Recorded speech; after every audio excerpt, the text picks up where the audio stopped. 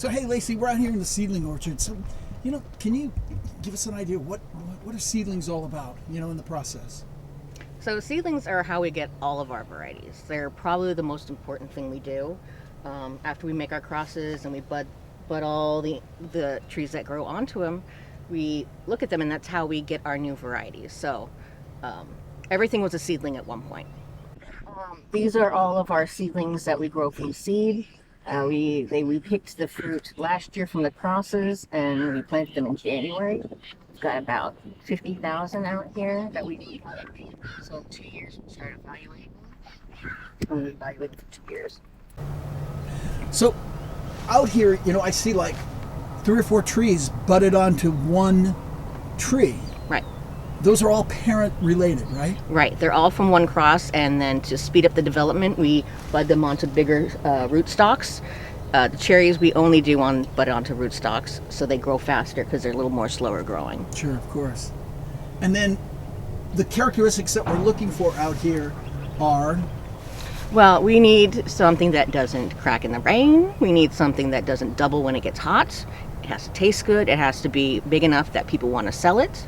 So those are all, and we want something that tastes good. Yeah. So it has to have all of those things combined. And, here we are, just we spent about 20 minutes out here, and we've come on a pretty interesting variety of early blonde cherry. Yes. Ed made this selection. I don't know about that. Good flavor.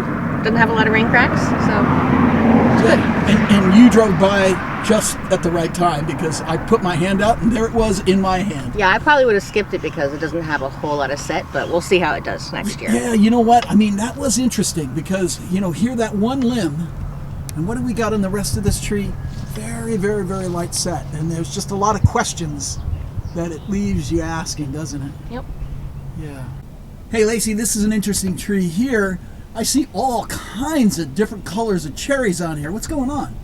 So these were all made from the same cross. Basically, they're all siblings. We crossed the variety. We grew the seeds all from the same tree, and then we budded onto this one. And you can see they all come out different. They're like kids, they're all a little bit different. Yeah. So it doesn't necessarily, just because one's red doesn't mean the other one won't be white. A lot of these trees come out this way. Yeah, I mean, here's one limb awfully dark, and then right next to it, here's one that obviously is going to be a blonde cherry. Yeah. That's pretty crazy, and these are all from the same cross. Yeah. So there's 3 different ones on this tree. Is that right? Yes. That's so cool. Wow, I really like the flavor of that red one. Yeah, but unfortunately, there's a lot of doubles on this one. Let me find a perfect example. This is a spur because of the heat damage. It's 2 right next to each other. So that's not great. You can't sell that in market. So then, go ahead and explain how that occurs. So when these spurs are forming in like August, we had 107-degree weather last year, and that damages the fruit forming, and it creates doubles and spurs like this. Okay, so this one here, not bad, but what did you notice already? So I already noticed there's a lot of sutures on it, which is from heat damage as well. So explain what a suture is exactly. It's when you get it's basically when you get a little crack on the side with the suture line. It makes a little divot, and then stuff gets stuck in there, or it causes mildew would be in mildew and rot, and it's just no good. All right, Lacie, where are we headed to now? We're headed to another block of seedlings, seedlings, and more seedlings. These look like younger trees. Yes, this is an earlier block. The one we just saw was our oldest block, and so that one will be chopped back this year, and this one will have 1 more year to look at it. Ah, okay. So this has actually been in production for how many years now? This is 3rd year. 3rd year. And how long do you usually keep the seedling blocks going? 4 years. 4 years, excellent. Great. Because the first 2 they do not fruit. Of course, right.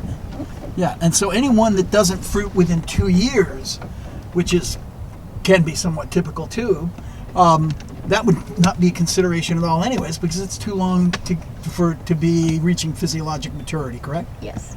And gotta get a look at this one. It's got good size, it's got a good set. Firmness is so-so, but it's good size for a crop. Ooh, it's soft. soft, soft, soft. Never mind.